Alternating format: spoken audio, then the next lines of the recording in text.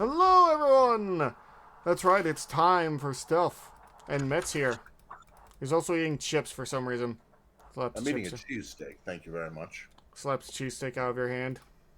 No! You don't Yes. fucking touch my dinner. Yes. That is where I draw the line with your buffoonery. I have to deal with your buffoonery all the time. What are you on about? Yes, but I never threaten your dinner. Oh my god. There are lines, Woofington. Anyway, Brawn, I can't think of any character who tends to get more forgotten and pushed aside than Brawn. He wasn't a cool, expensive car. He was just a mini vehicle, and his gimmick was being the buff guy of the Autobots. Which already makes it superfluous because they have Ironhide for that. Well, I do remember him lifting and throwing a lot of things at people. As much as I remember from the few episodes we've been watching with Fable, which, yes, you can go see it on the Patreon. I know most of you don't care, but I thought I might as well put that out there. And honestly, the two most interesting things about him is, one, his toy was actually designed for a different toy line called the Mysterians that never got off the ground before Takara acquired him. Interesting. And, two, the fandom discourse in the 90s about how he couldn't possibly be dead because he'd shrugged off of a hit identical to what killed him. They're wrong, by the way. Yeah, he probably died in the movie. A lot of people died in the movie. But anyway. He 100% died in the movie, and that hit he supposedly shrugged off didn't happen. Oh. All the shots from Megatron actually miss Brawn in the episode that tends to get cited. The one that connects dead center in the forehead, Soundwave's gone. This is a weird amount of them knowing shot for shot which shots went where. Well, you know, when people are going to argue about it, it helps to go back to the actual source. You know they weren't thinking that far ahead. Oh, you're talking about the people who wrote them? Yes. Yes. Oh, absolutely, yes. That's otherwise we would have seen the Matrix in the full body scan of Prime. Anyway, let's begin. Yeah. Back to 1984 once more for this week's episode for a look at the original Autobot tough guy who believed in might over microchips. These are the basics on Brawn. I mostly remember him. The original Brawn toy was one of the small-scale Autobot mini-vehicles and transformed into an off-road SUV. The figure was first released in Japan in 1983 as part of the Microchange toy line.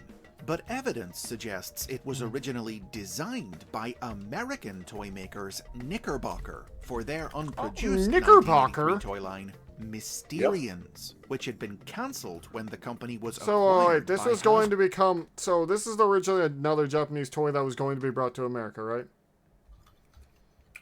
It was going to be an American toy for a line that got canned, and then Takara bought up the molds designed for it, and they made their way into Microchange, and we only found out about this a couple years ago from a book called The Toys That Never Were. Interesting. Alright, his toy definitely looks nothing like him in the show, though. But whether imported from Japan or obtained from Knickerbocker, the toy was released by Hasbro in the first year of the Transformers line in 1984. But yeah, no, what actually stopped Mysterians from coming out by Marvel Comics writer Bob Budiansky, which characterized him as the Autobots' demolition specialist, who was one of the strongest and most durable among them, despite his small size. Hardy and determined, Brawn loved the challenges posed by Earth's rugged terrain, but he could be a bit of a macho meathead, dismissive of those who preferred thinking to fighting.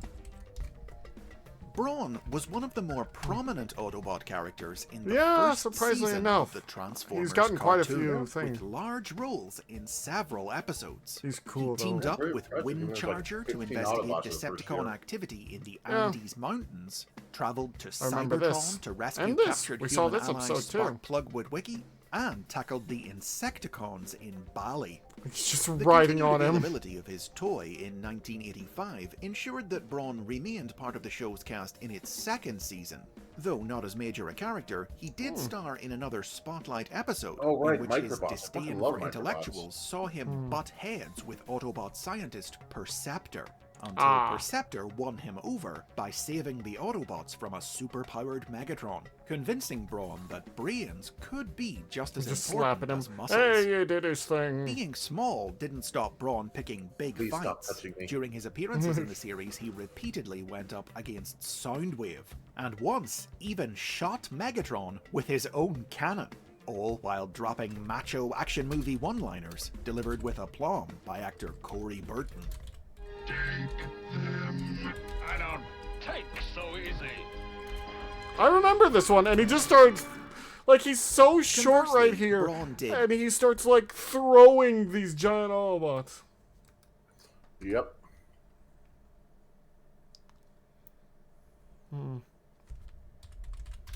I don't, how was I describe? Also, he looks more accurate in this, but yeah, he just, like, he's the little guy who can pretty much lift anyone.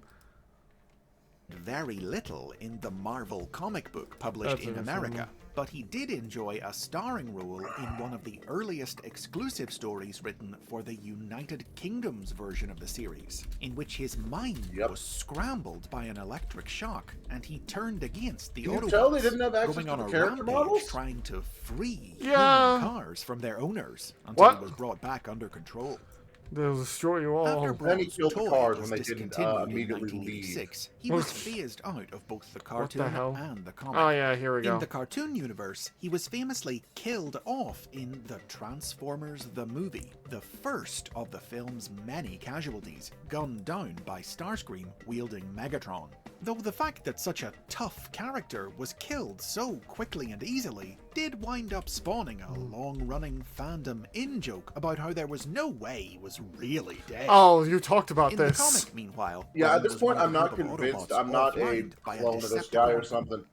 I mean, the last time we talked originally when we met, I thought you were a clone of me and I was going to have to destroy you. But that's a story for another time. Listen, there can only be one of me. Correct. Now get in the incinerator. This is why I upload malware and put cosmic rust on you. Old threats. Controlled copy of Optimus Prime.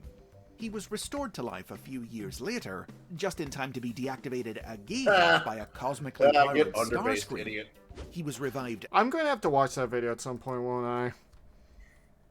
Just read the comics. They're actually pretty fun. Yeah, I guess so. At one point, we're going to have to, like, voice some of the comics for funsies or something. Oh, right. He was in G2. By the time of the Megatron sequel comic, Generation 2, but was then atomized by a rebuilt, powered-up Megatron. This is for Steeljaw.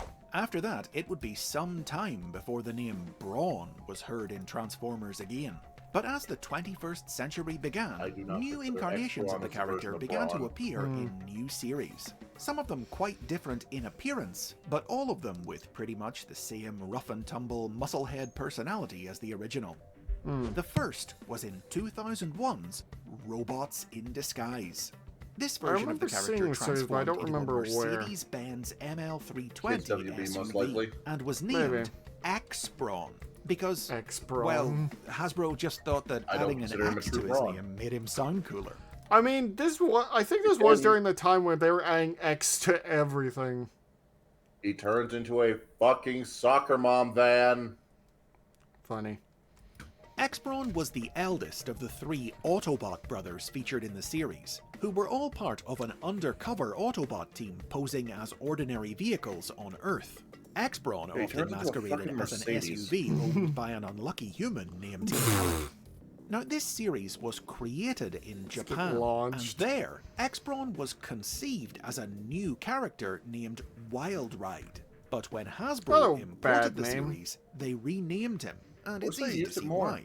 As a strong-armed bot who loved the rough terrain of Earth, he had a lot in common with the original Brawn, though the English version of the show added a further twist to the character, playing him as a rambunctious cowboy.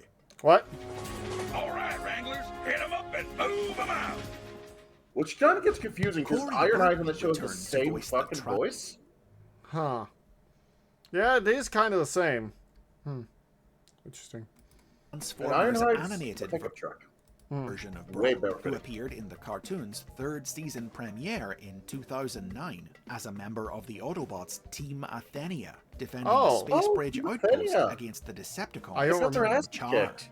Yeah, I don't remember him here. Brawn joined the world of the live-action movies in 2010 as part of the Wait, I think it's in a Revenge of book. the Fallen toy line, sporting a Hummer-style SUV. Looks ultimate better than a model. lot of the toys, This honestly, from incarnation of there. the character didn't appear in the films themselves, but got would plum in feature his in tummy. various tie-in comics around the world, as one of the many Autobots working alongside the human forces of Nest.